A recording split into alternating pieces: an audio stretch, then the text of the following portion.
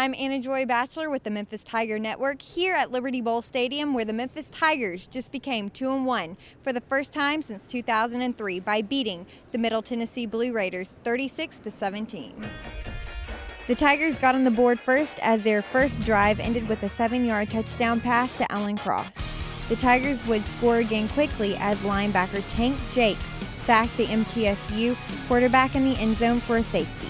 The Raiders were able to score in the first quarter, but the Tigers retaliated in the second with a field goal by Jake Elliott and a 32-yard touchdown run by Dorland Dorcius that took the Tigers into the half with a 19-7 lead.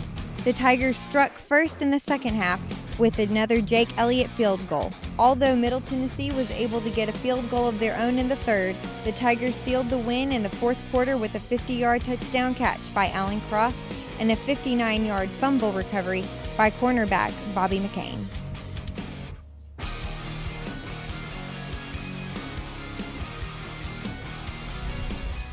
Our kids played well.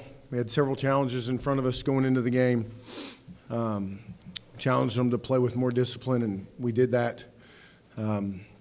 Certainly wasn't a perfect performance by any means on both sides of the ball, but we made enough plays. We were able to run the ball enough and made a few plays in the passing game to score some points, and then we played pretty darn good defense throughout the night. It helps when you can make them one-dimensional.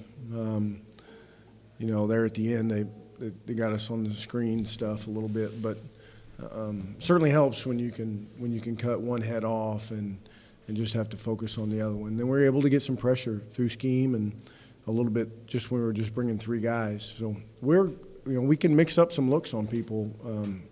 If there's one part of the game you don't really have to worry about too much. I think it's going to continue to be a group effort through the skill kids, either running it or throwing it, and they've got to embrace that, and that's how we'll have success. Philip Mayhew caught a ball on 3rd and 5 in the second half and got the first down on one of our touchdown drives. It was a huge play.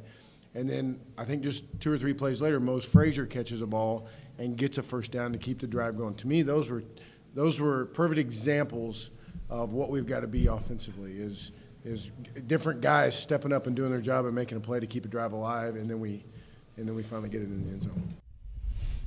I play with an edge, being that I'm the smaller guy on the field at all times. So being a smaller guy, people basically want to judge you, intimidate you. So I just play with the edge. I feel like I'm the biggest guy on the field. We saw a great offense, basically. I know we a great defense, and coming out of the UCLA game, we did not have a great game defensively. So we pushed ourselves the last 2 weeks. We had an extra bye week to prepare for the guys. So we just went out and just did what we had to do. So it makes a big difference. It just shows that the cities are interested and ready to come out and support us. So I want to get them something to keep coming out and watching. Love the crowd, love the wave. I just did something to me. I like that. I didn't hear the crowd on the catch, but all night the crowd was probably the best crowd I've ever seen since I've been here. Yeah, I knew I was open. I got past the backers. I knew Paxton was probably going to pop it quick to me. As soon as I got my eyes around, I saw the ball coming. I caught it. And I saw the corner out of the corner of my eye, and I was like, I got to get the ball high and tight. And I just took off running, so.